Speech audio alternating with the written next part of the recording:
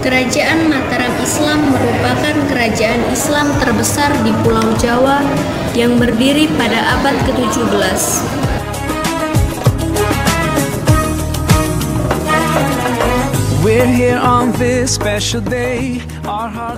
Pusat Kerajaan Mataram terletak di sebelah tenggara Yogyakarta, yakni Kota Gede.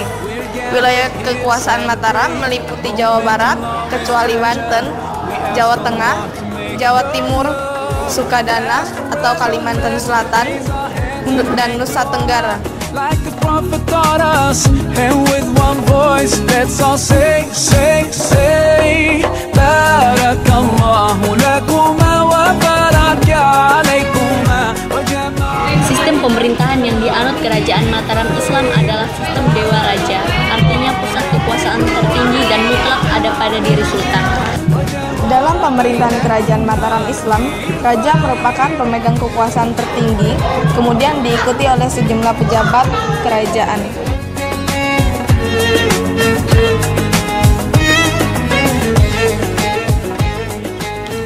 Sutawijaya adalah pendiri Kesultanan Mataram yang memerintah sebagai raja pertama pada tahun 1586 sampai 1601. Pada masa pemerintahannya, ia berhasil menguasai Ponorogo, Pasuruan, Kediri, dan Surabaya.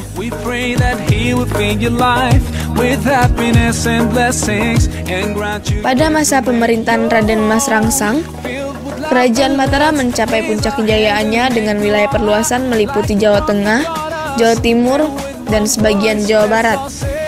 Pada masa pemerintahannya juga telah ada usaha untuk menyerang VOC atau Persekutuan Dagang Belanda di Batavia.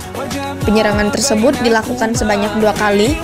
Penyerangan pertama pada tahun 1628 dengan 10.000 pasukan, dan penyerangan kedua dilakukan pada tahun 1629 dengan 14.000 orang prajurit. Kedua usaha ini gagal, namun beliau berhasil menahan pengaruh VOC di Pulau Jawa.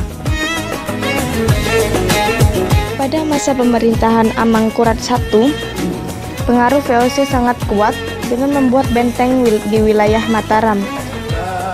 Kejadian ini telah menimbulkan ketidakpuasan di kalangan masyarakat, yang pada akhirnya melahirkan pemberontakan yang dipimpin oleh Turnojoyo dari Madura. Pemberontakan ini dipadamkan oleh Amangkurat I dengan bantuan VOC. Amangkurat kedua sangat patuh terhadap VOC, sehingga wilayah kerajaan banyak diambil Belanda. Amangkurat kedua memiliki banyak istri, namun hanya satu yang melahirkan putra yang menjadi Amangkurat ketiga. Raja Amangkurat III menganggap perjanjian dengan VOC sangat merugikan. Akibatnya timbul peperangan antara keduanya. Pasukan VOC bekerja sama dengan Pangeran Pugar, sedangkan Amangkurat III dengan Untung Suropati dari Bali. Pada tahun 1707, beliau tertangkap di Batavia dan dibuang ke Sri Lanka. Mataram pun jatuh ke tangan VOC. Setelah peristiwa tersebut, VOC menunjuk Pangeran Pugar menjadi raja.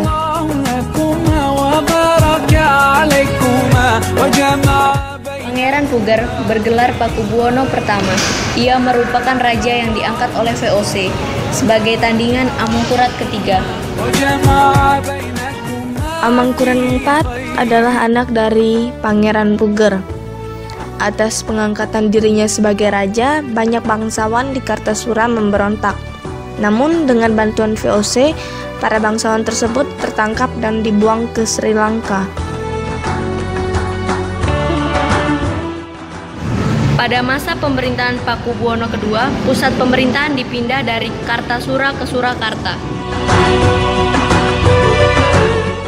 Pada masa pemerintahan Pakubuwono III terjadi pemberontakan yang dipimpin oleh Pangeran Mangkubumi dan Raden Mas Said, dan akhirnya Pakubuwono III dapat bertahan atas bantuan VOC.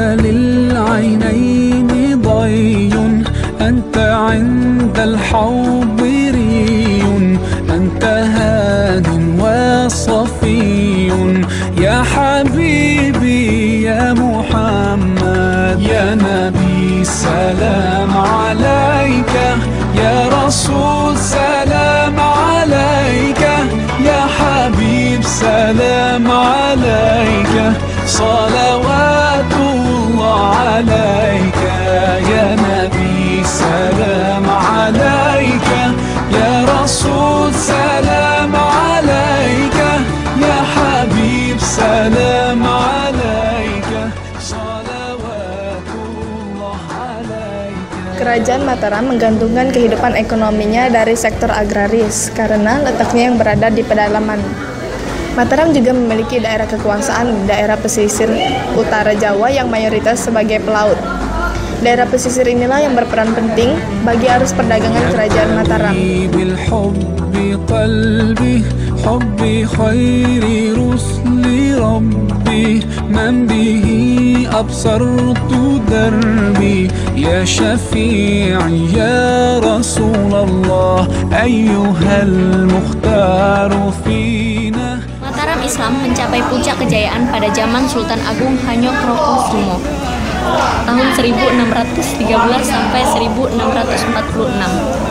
Daerah kekuasaannya mencakup Pulau Jawa, kecuali Banten dan Batavia, Pulau Madura, dan daerah Sukadana di Kalimantan Barat. Pada waktu itu, Batavia dikuasai VOC Belanda. Salam alaika, ya Habib, salam alaika, salawatullah alaika, ya Nabi, salam alaika, ya Rasul, salam alaika, ya Habib, salam. Kemunduran Mataram Islam berawal saat kekalahan Sultan Agung merebut Batavia dan menguasai seluruh Jawa dari Belanda. Setelah kekalahan itu, kehidupan ekonomi rakyat tidak terurus karena sebagian rakyat dikerahkan untuk berperang.